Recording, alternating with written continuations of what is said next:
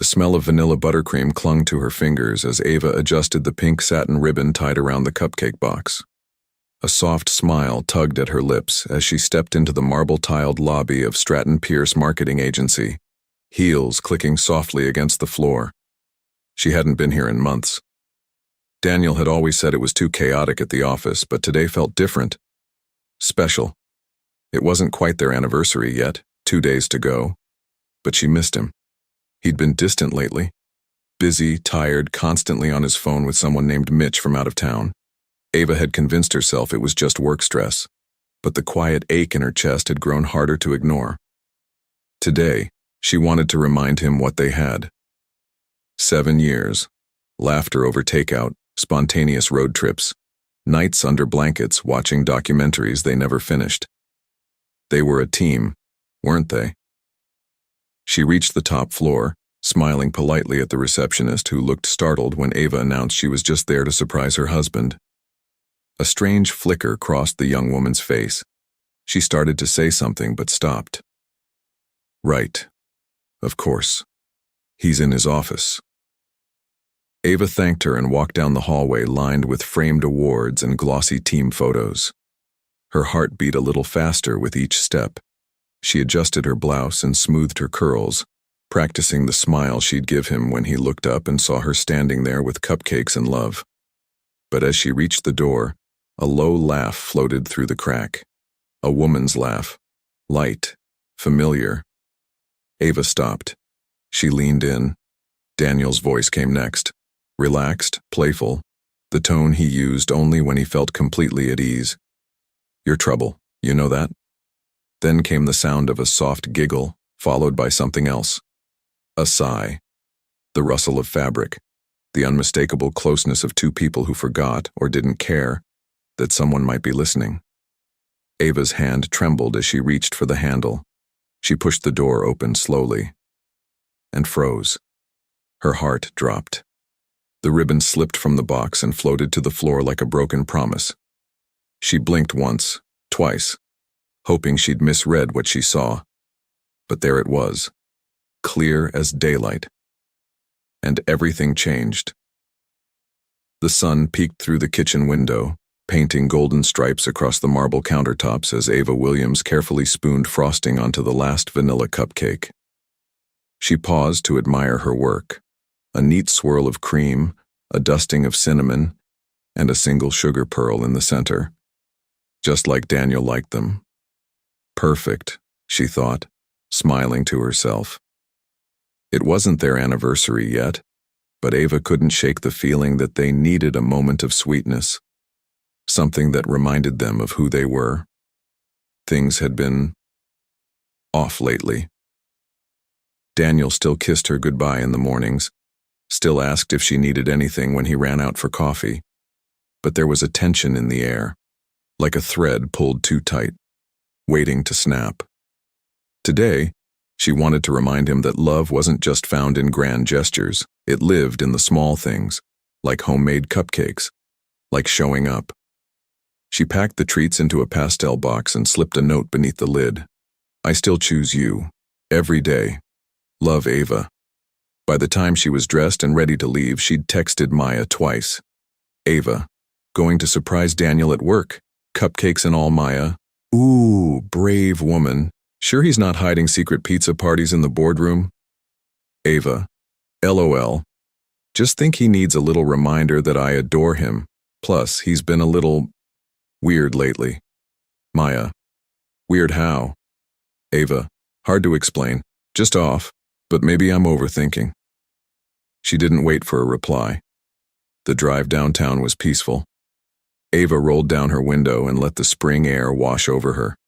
The streets were buzzing with lunch-hour foot traffic, and the light changed just as a street performer started playing a violin at the corner. It all felt strangely cinematic, like the world was waiting for a twist in the plot. Stratton Pierce was a towering glass building with a sleek modern design and ivy growing around the front signage. Ava had only visited a handful of times, usually for staff parties or end-of-year celebrations. Daniel liked to keep work and home separate, insisting that things were just too hectic at the office for casual drop-ins. But today she didn't ask permission. She wanted to see him in his element, midday, mid-deadline. She imagined walking into his office, him looking up in surprise and then smiling. That full, dimpled smile that used to melt her every time. Maybe they'd eat cupcakes in the break room. Maybe she'd kiss him on the cheek in front of his team. A reminder that love still lived in their everyday moments. The receptionist was new. Ava offered a warm hello, but the young woman's expression shifted when she said she was Ava Williams and there to surprise her husband, Daniel. "Oh," the receptionist said, eyes widening slightly. Sure, he's in his office." Ava raised an eyebrow at the hesitation but said nothing. "Thanks. I remember the way." She took the elevator to the top floor. The ride was smooth, silent, and her heart thumped louder with every second. A mix of nerves and excitement swirled inside her. She hadn't done something spontaneous like this in a while. Marriage, as wonderful as it could be, sometimes dulled the edges of surprise. Daniel's office was at the far end of the hallway, behind a frosted glass door with silver handles. She passed walls lined with framed company awards and smiling photos of Daniel with co-workers. She paused at one. He stood beside a tall brunette in a sleek black dress. The woman had her hand on his shoulder. Ava leaned in to read the caption. Holiday Gala, Daniel Lena, his assistant.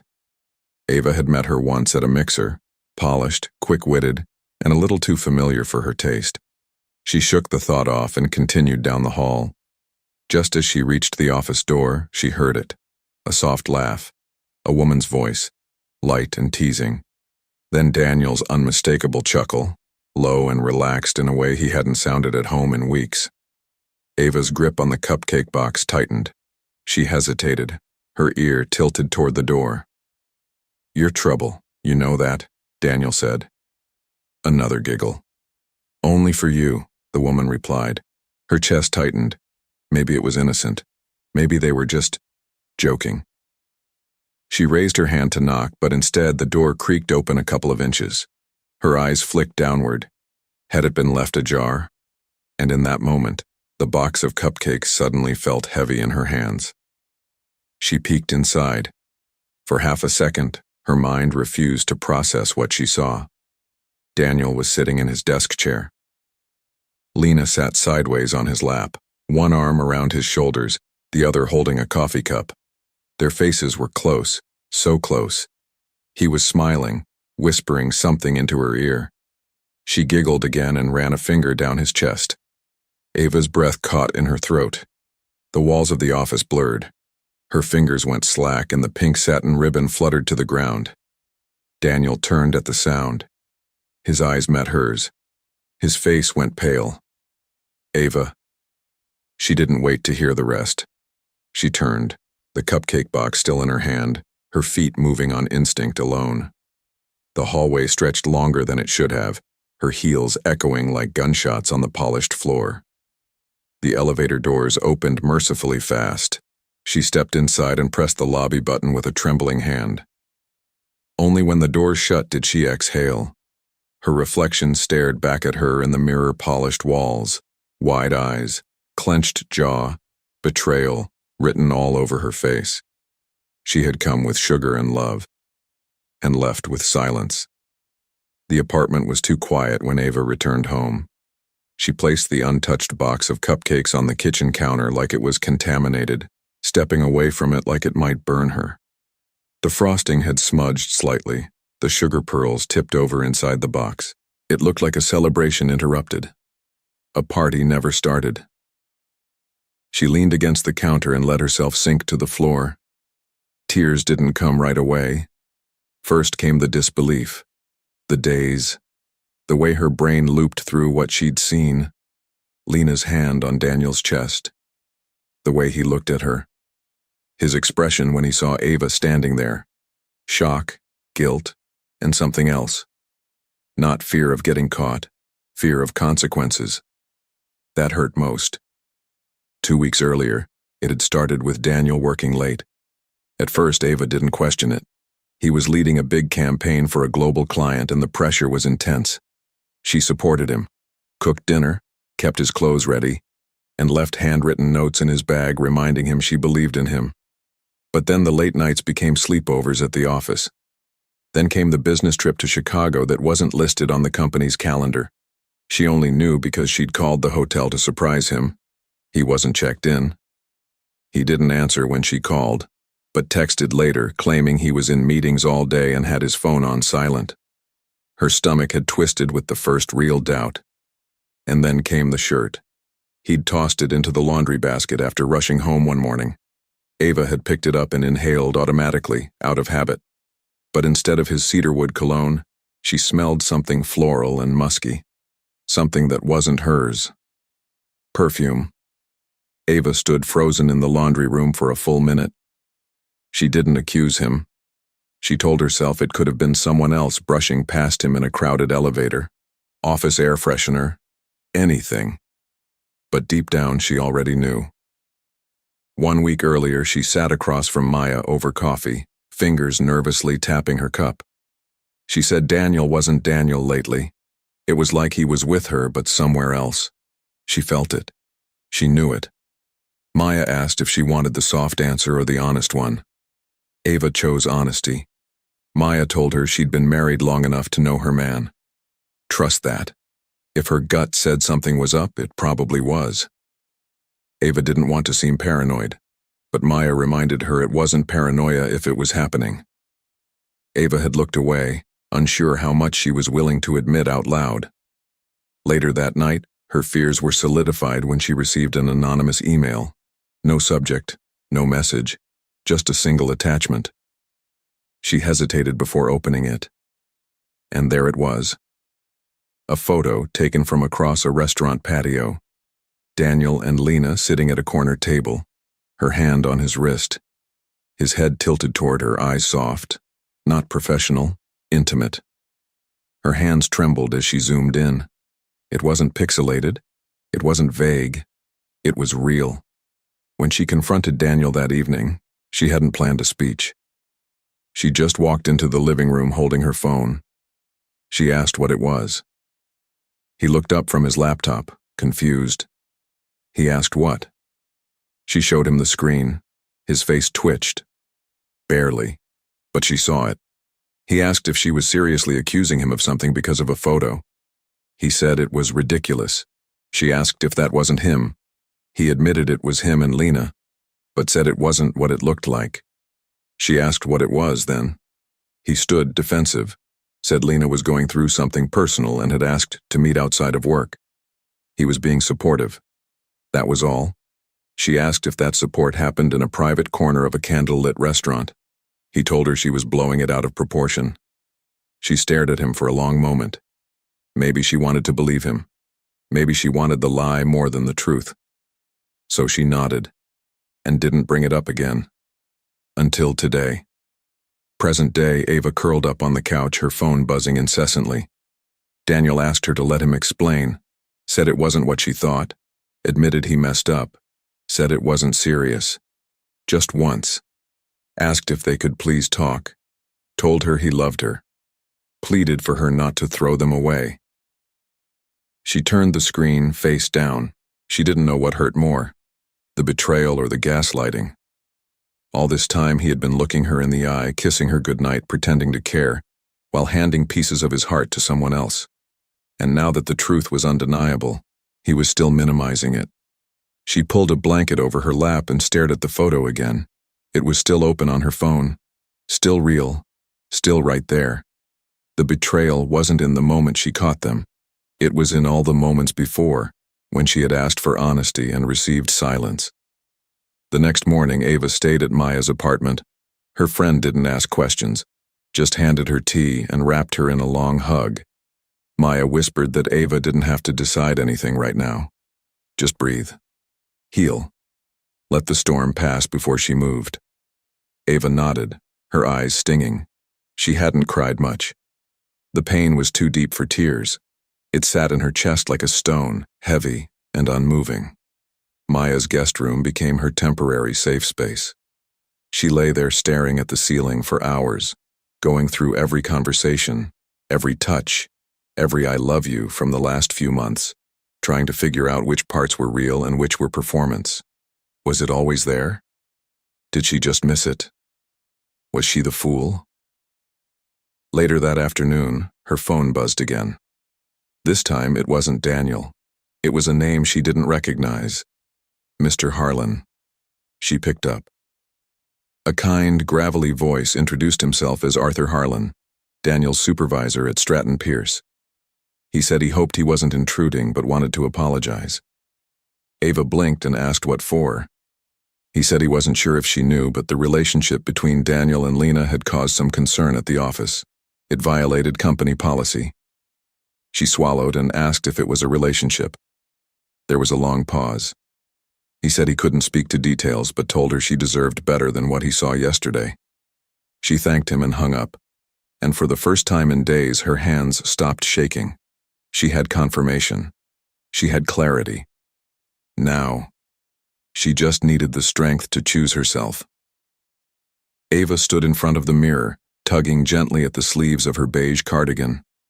It was soft, warm, and familiar. Something that didn't lie to her. She had barely left Maya's apartment in 3 days, but today felt different. She was meeting Daniel. Not to fix anything, not to forgive, but to finally face it. He'd begged her for the chance. Called, texted, left voicemails that ranged from weeping apologies to excuses wrapped in pretty words. It was a moment of weakness. I didn't mean for it to go that far. You're the one I love. But none of that mattered now. Because Ava had finally asked herself a question no one had dared to pose. If he truly loved me, why did he risk me? They met at a small cafe on the edge of town. A place they used to go before Daniel got promoted, back when life was slower and love was easy. Before first-class flights, late-night strategy calls, and an assistant who smiled too sweetly. Daniel was already seated when she arrived, a coffee cup trembling in his hands. She walked in, head high. He stood. Ava gave him a quiet nod and sat down across from him. Don't waste time with pleasantries, Daniel. Say what you need to say. His eyes flickered with surprise and a little shame. He admitted he messed up. It wasn't supposed to happen. Lena and I, there was nothing between us at first. Just long nights, too much time together. It got confusing. Ava replied evenly. You weren't confused. You made a choice. He insisted he didn't sleep with her. It didn't go that far. Ava raised an eyebrow. That's supposed to make me feel better? That you betrayed me emotionally instead of physically? Daniel's face reddened. I'm just saying the truth. No, Daniel, she said, voice calm but firm. You're saying the part you think will save you, but it's too late. He tried to take her hand. She pulled it back. I love you, Ava. I love our life. Our memories, the home we built together. You loved the comfort, she said. The image. But when things got hard or slow or boring, you reached for someone else. You didn't talk to me. You didn't choose me. I was stressed, he began. We were both stressed, she snapped. I was here. I was still trying. I never stopped choosing you, Daniel. He slumped in his chair. I don't hate you, she said after a long silence. But I can't stay with someone who made me feel invisible. Tears welled in his eyes. So this is it? She nodded. This is me. Choosing myself. Later that evening, Ava stood in her old apartment, packing the last of her things into 2 suitcases. The place didn't feel like home anymore. It smelled like Daniel's cologne and half-truths. She took her favorite mug, her grandmother's blanket, her sketch pads. And then, from the drawer beside their bed, she pulled out the sealed envelope she had meant to give him with the cupcakes. She opened it and read the note silently. I still choose you every day. Her eyes filled, and this time, she let the tears fall. Not for him. For her. For the woman who had loved fiercely, trusted deeply, and still got betrayed. And for the woman who now knew better. A week later, Ava moved into a small studio apartment above an art supply shop.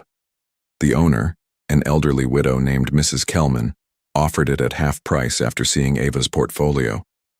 "Looks like you've got a story to tell through your paintings," the old woman had said kindly. "I think I finally do," Ava replied. She spent the first few days in solitude, reacquainting herself with silence. Not the silence of avoidance, but the kind that made room for healing. She sketched every day, painted in the afternoons, started a new series titled Unraveling. Each canvas was raw and honest. A woman in a storm, a ribbon falling from a box, a hand reaching for sunlight. Daniel reached out once more, sent flowers and a handwritten letter. Ava didn't read it. She returned the bouquet to the florist with a note. "Please deliver these to a women's shelter." She didn't need closure from him. She had found it herself. On a quiet Sunday morning, Ava sat by her studio window sipping tea as the light spilled across her latest canvas. A breeze lifted her curls as laughter echoed from the street below. She felt lighter, stronger. She'd thought catching him was the end of her story, but it wasn't. It was the beginning of something else entirely. That afternoon, she pulled out the same pink box she had used for the cupcakes. She repurposed it, lining it with rose petals and placing inside it a single object, the envelope with the love note she never gave him. Then she wrote a new one, to herself. "Dear Ava, you didn't deserve the betrayal, but you do deserve joy. You deserve mornings filled with peace and nights without wondering. You deserve a love that doesn't make you question your worth. And most of all, you deserve yourself, whole, healed, and free." She sealed it and tucked it in the box, a promise to the woman she was becoming. Weeks later, Ava's art exhibit opened in a small gallery downtown. The collection drew attention for its emotional depth, its bold strokes and vulnerability. People came not just to admire, but to feel. And Ava stood in the center of it all, surrounded by pieces of her journey, her pain transformed into power. As she gave a brief speech, someone asked her what inspired the name of her exhibit. She smiled and said simply, "I tried to surprise someone I loved, but ended up surprising myself." The bell above the gallery door jingled as a young couple walked in, hand in hand. Ava looked up from the back corner, where she was arranging prints for a weekend pop-up event. She smiled, warm and genuine, the kind that reached her eyes. She wore a loose linen jumpsuit speckled with dried paint, and her curls were tied back in a scarf. There was a confidence in the way she moved now, unhurried, rooted, whole. The gallery had grown over the past year. What started as a single solo exhibit called Unraveling had blossomed into something greater, a space where women came to share their stories through art, poetry, movement, and memory. There was laughter here, healing, truth. And Ava had become something she never imagined in the midst of her heartbreak, free. She sipped from her Choose You mug, a gift from Maya, and checked her watch. Her final guest for the day was running late, an author who wanted to collaborate on a visual memoir for women who had survived betrayal. She wasn't nervous. In fact, she was excited. Her life no longer centered around proving her worth to someone else. She had learned to belong to herself. The bell chimed again. This time it was a delivery man holding a package addressed to her by name. She signed for it, thanked him, and opened it slowly. Inside was a hardcover book titled Letters to the Woman Who Stayed Too Long. There was no return address, but inside the cover was a note. "Thank you for telling the story so many women were too afraid to say out loud. You reminded me that walking away is not the end. It's the beginning." Ava smiled as she traced the handwriting. She stepped out into the late afternoon sun, the city humming softly around her. She was no longer the woman who froze in the doorway of an office. She was the woman who walked through it and kept going. Thank you for watching. Please don't forget to subscribe, like, comment, and share. Bye. See you in our next video.